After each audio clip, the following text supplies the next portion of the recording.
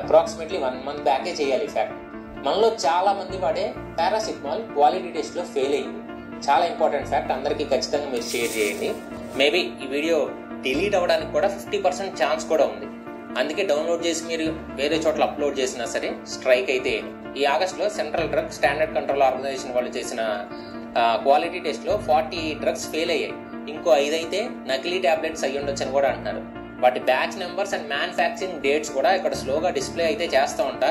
మీరు పాస్ చేసి చూడొచ్చు మీరు వాడుతున్నారా లేదు. ఇందులో చాలా మంది వాడే మెడికేషన్స్ సంబంధించినవి కూడా ఉన్నాయి. పారాసిటమాల్ ఉన్నాయి, బ్లడ్ ప్రెషర్ మెడికేషన్స్ ఉన్నాయి, యాంటీ డయాబెటీస్ డ్రగ్స్ ఉన్నాయి, విటమిన్స్ అండ్ కాల్షియం సప్లిమెంట్స్ కూడా ఉన్నాయి.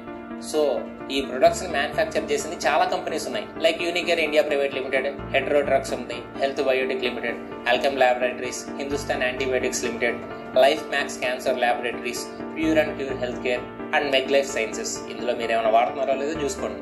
ఫస్ట్ ఆ నకిలీ 5 టాబ్లెట్స్ ఉన్నాయి కదా, నకిలీ అయ్యి ఉండొచ్చని, అవి ఇక్కడ డిస్ప్లే చేస్తున్నాను.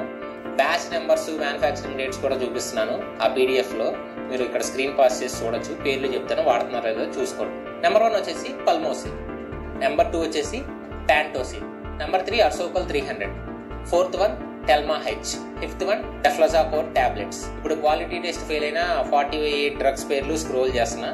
మీరు ఆ tablet batch numbers, manufacturing dates లో వాడుతుంటే కొంచెం జాగ్రత్త పడండి. మాక్సిమం ఆపేసి ఉంటారు. ఇక్కడ PDF స్క్రోల్ చేస్తున్నా చూడండి. మీకు కావాల్సిన వాళ్ళకి ఈ ఫ్యాక్ట్ ని ఖచ్చితంగా షేర్ చేయండి. అండ్ ఈ 48 టాబ్లెట్స్ లోనే రకరకాల కాంబినేషన్ లో పారాసిటమాల్ కూడా ఉంది. అండ్ 8th వన్ అయితే పారాసిటమాల్ టాబ్లెట్ 500 mg కూడా ఉంది.